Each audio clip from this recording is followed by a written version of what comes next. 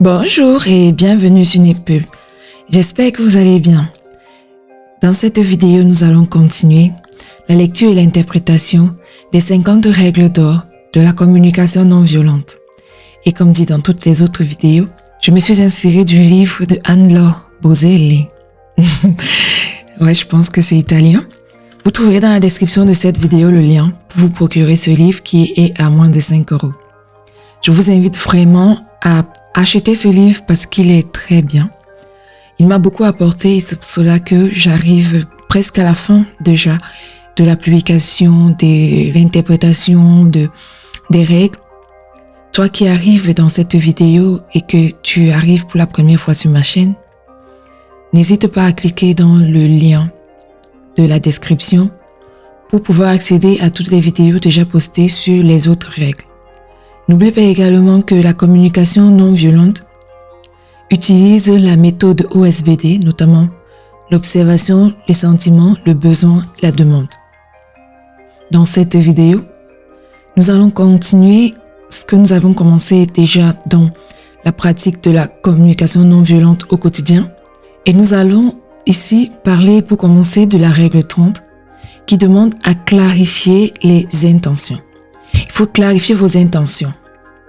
Ensuite, pour la règle 31, nous n'allons vraiment pas détailler la règle 31 qui va parler des enfants. La règle 32 également parle des enfants. La règle 33 parle des enfants et des adolescents, comment responsabiliser les enfants et les adolescents. La règle 34 nous invite à éduquer nos enfants avec la CNV, c'est-à-dire la communication non violente. Et ainsi, je vous invite vraiment à prendre le temps pour acheter ce livre parce que dans le livre, vous aurez le détail de toutes les règles dont je ne parlerai pas, que je ne pourrai pas détailler ici dans cette vidéo. Pour parler donc de la règle 30, Anne-Laure Boselli l'a intitulé « Clarifiez votre intention ». En communication non violente, l'intention première est la qualité du lien que vous entretenez avec les autres. Vous privilégiez en priorité une relation ou une connexion lorsque vous parlez avec les autres. La communication est un échange réciproque et empathique alternant expression de soi et écoute de l'autre. Quelle est l'intention que vous avez lorsque vous vous exprimez? Vous devez vous poser tous les jours cette question lorsque vous voulez communiquer avec les autres. C'est quoi l'objectif? C'est quoi vraiment le message que vous voulez véhiculer avec les autres?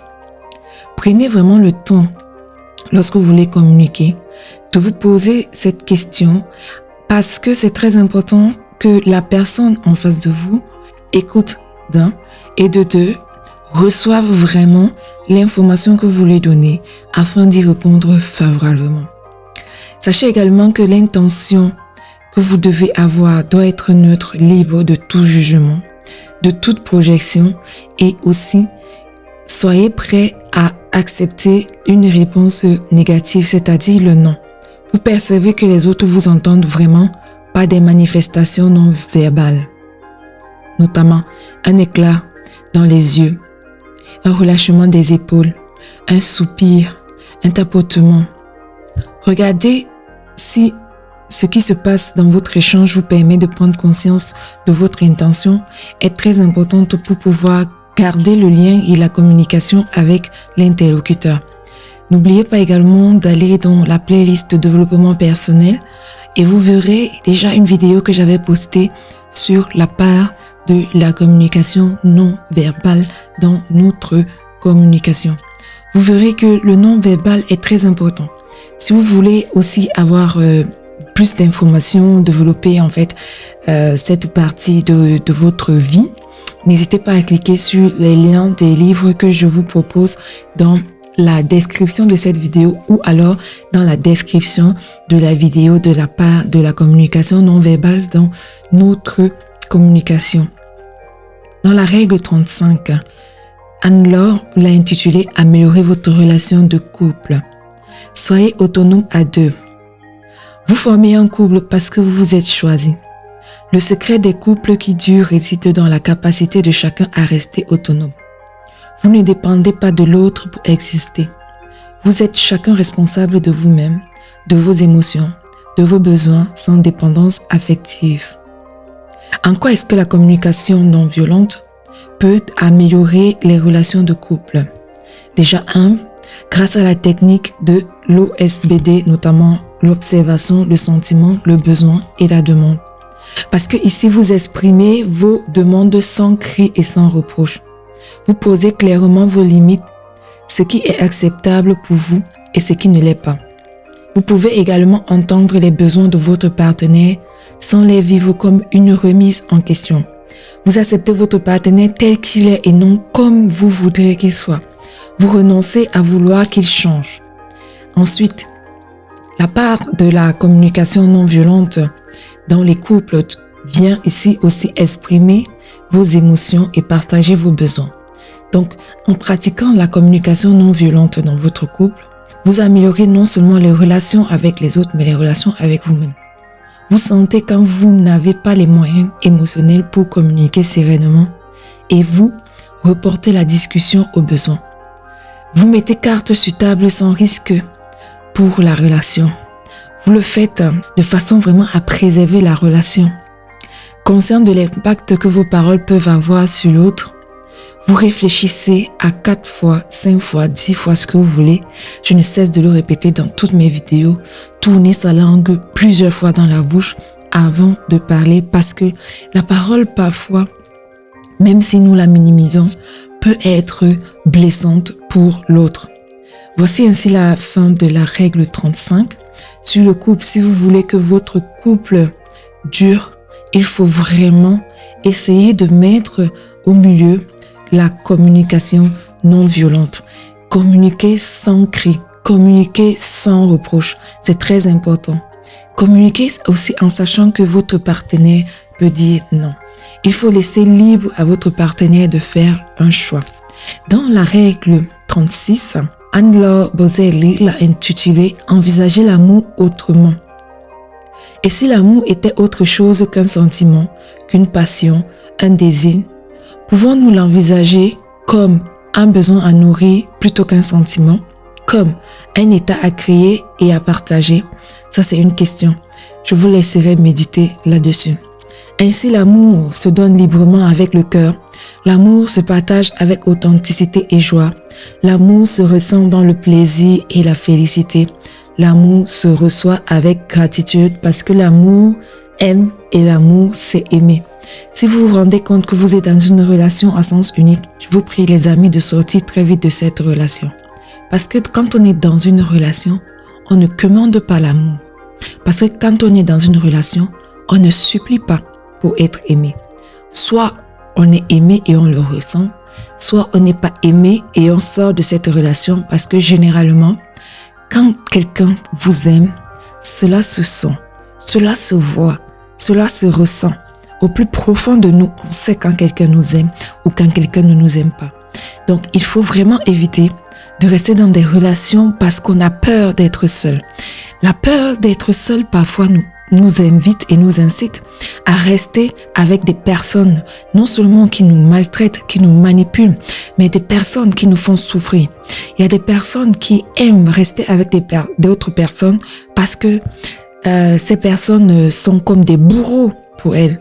Ces personnes sont nourries par une maltraitance mentale et parfois psychique, mais généralement, ces personnes qui souffrent mentalement de cette maltraitance se nourrissent justement de cette maltraitance pour continuer à avoir un sens pour la vie. Si toi, derrière ton écran, tu es en train d'écouter ce que je dis, je t'en supplie, cours, sors de cette relation parce que tu finiras par mourir, tu finiras par périr, effacé. Tu finiras par sortir de là meurtri. Une relation qui est forcée finit toujours par un échec. Il faut que les choses se fassent naturellement. Parce que dans la nature, les gens finissent toujours par se choisir, s'accepter et vivre ensemble. Il ne faut vraiment pas forcer une relation parce que, soi-disant, dans la famille, on vous a déjà dit que vous êtes seul et qu'il vous faut vous trouver quelqu'un. Ce n'est pas la peine. Il faut vivre une relation parce que vous l'avez choisi et pas parce que les autres autour de vous demandent de le faire. Ne vous laissez pas influencer par vos proches, mais prenez le temps déjà de vous retrouver vous-même avant de vous lancer dans une relation. Et si vous vous rendez vraiment compte que vous voulez vous accrocher à une relation, alors vous êtes au bon endroit. Pratiquez la communication non violente. Pratiquez également la confiance et l'estime en soi. Vous trouverez également dans la description de cette vidéo des liens. Travaillez sur vous. Aimez-vous et ainsi vous pourrez aimer et vivre votre amour pleinement. Dans la règle 37, Anne-Laure l'a intitulée « Faites un usage protecteur de la force ». D'après la communication non violente, vous n'avez en aucun cas à intervenir par la force pour obtenir quelque chose, ni à utiliser de méthodes répressives pour punir, mais vous ne restez pas passif pour autant en cas de danger. Vous devez agir pour préserver votre vie. Faites un usage protecteur de la force lorsque vous n'avez que quelques secondes pour assurer votre sécurité ou celle d'autrui. Il n'est pas possible de communiquer, alors vous pouvez user de la force. Ne portez pas de jugement. Il n'y a sous vos yeux ni persécuteur ni victime, mais un besoin d'assistance vitale. Vous pouvez alors vous interposer dans une agression. Rattraper fermement un enfant qui s'élance dans la rue. Vous défendre physiquement. Mais ce n'est vraiment pas ce que la communication non violente nous demande de faire. La communication non violente nous demande vraiment de tendre vers la paix, nous demande vraiment de tendre vers un bonheur. Et pour ce faire, il faut adopter une attitude de communication non violente. Pour cette règle 38, je ne vais pas aller jusqu'au bout, ainsi vous pourrez acheter le livre et voir quelles sont les recommandations, quels sont les conseils donnés par Anne-Laure Boselli dans son livre. J'ai vraiment apprécié passer ce moment avec toi. J'espère que toi aussi, tu prendras conscience que la vie est belle. Il faut la croquer à pleines dents. Il faut vraiment non seulement se remettre en question, mais aussi se dire que les autres ne sont pas ces personnes-là qui viendront en fait décider pour nous. Chacun doit décider pour lui. Donc si tu écoutes cette vidéo, prends en conscience. Reste surtout en santé. Dans la suite, nous allons attaquer la communication non violente au travail et qui commencera par la règle 39. Je te dis donc à très bientôt sur la chaîne Nick Pub.